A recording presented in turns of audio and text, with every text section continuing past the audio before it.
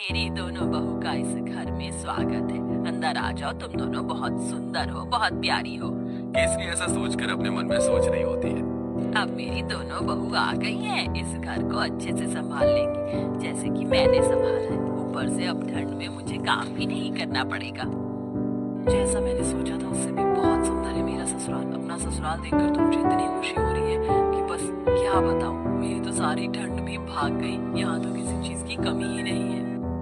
सच कहूँ तो बहुत सुंदर लग रहा है ससुराल। पहले तो मैंने बहुत गरीबी देखी है, लेकिन ससुराल में किसी चीज की कमी नहीं होगी क्योंकि सब बढ़िया है।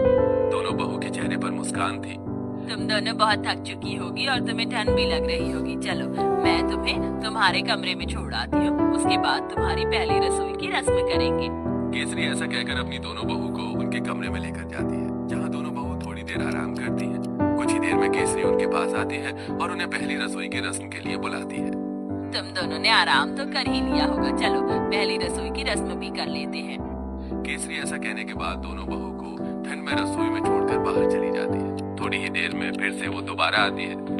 मुझे माफ कर देना, मैं तो तुम्हें सामान निकाल कर देना ही भूल गई, अभी देती हूँ। केसरी रसोई में आकर एक कटोरी लेती है और उसमें 6 चम्मच चीनी डालती है, 2 गिलास दूध निकाल कर रख देती है और साथ में 2 कटोरी चावल निकाल के डोंगे में रख देती है। ये रहा सारा सामान। अब तुम अच्छी सी स्वादिष्ट खीर बनाकर सभी के लिए मीठे में लेकर आ जाना। केसरी इतना कहकर रसोई से बाहर चली जाती है और दोनों बहू एक दूसरे की तरफ देख रही होती है। लगता है माँ जी हमें कुछ ज्यादा ही भली समझ रही हैं। मुझे तो लगता है कि उन्हें ये लग रहा होगा कि हमें खाना बनाना ही नहीं आता। चलो कोई बात नहीं, हम अपने हिसाब से बना लेते हैं। ज्यादा बनाएंगे ताकि रात को खाने को मिल जाए। खाने के बाद कुछ मीठा अच्छा लगता है। इस तरह आराध्या और राधिका दूध चीनी चावल निकाल कर ज्यादा सी खीर बना लेती है, जिसके बाद वो खीर परोसकर घर में सभी को देती है। बहुत अच्छी खीर बनाई है।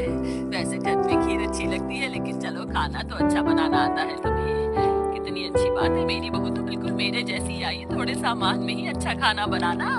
केसरी ये सोचकर बहुत खुश हो रही होती है।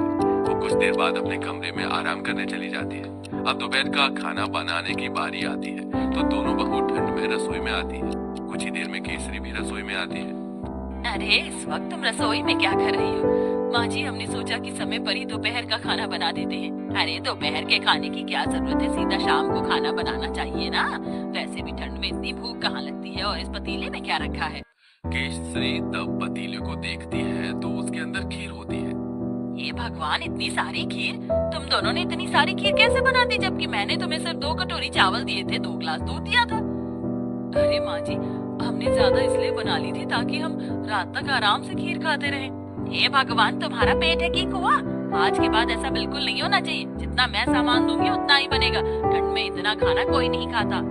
लेकिन माँ जी, लेकिन वेकिन कुछ नहीं। इस घर को चलाना है या घर की बर्बादी करनी है? आज से ही अपने कान में आटा लगा लो, फिर ये गलती नहीं होनी चाहिए। राम राम राम, इतनी सारी खीर देखकर कहीं आज मुझे हार्ट अटैक ही ना आ जाए। ऐसा बोलते बोलते केसरी अपने कमरे में चली जाती है और दोनों बहू ठंड में कांपते हुए एक दूसरे को देखती रह जाती है। फिर आती है रात को खाना बनाने की बारी। तो रात को जब खाना बनाने दोनों बहू ठंड से कांपते हुए रसोई में जाती है, उनसे पहले वहाँ केसरी मौजूद होती है। उसने पहले ही सब कुछ गिनती करके निकाला होता है। देखो बहू, ये 1 बैंगन है, 4 आलू है, साथ में मैंने आटा निकाल कर रख दिया है। इस आटे में से केवल 10 रोटी बननी चाहिए। 2 मेरी, 4 तुम दोनों की और 4 दोनों मेरे बेटों की। ऐसा कहकर केसरी रसोई में चली जाती है। इस तरह दोनों ही बहू कंजूस सास से बहुत ज्यादा परेशान हो जाती है। रोटी बनाते बनाते आखिरी में 10 रोटी के बाद एक लोई रह जाती है। दोनों बहू वो भी बना देती है। तो इस बात पर भी केसरी उन्हें खूब सारी बातें सुना रही होती है।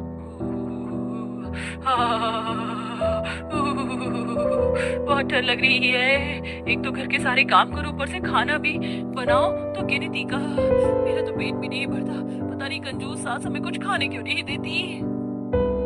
सही बोल रही हो, ऊपर से रसोई में काम करते हुए ठंड लगती है। हमारी सास हमें एक हीटर भी नहीं ला कर दे सकती। वैसे मुझे बहुत जोरों से भूख लगी है, तो रोटी में मेरा क्या होगा? आखिरी में 10 रोटी के बाद एक लोई रह जाती है। दोनों बहू वो भी बना देती है। तो इस बात पर भी केसरी उन्हें खूब सारी बातें सुना रही होती है।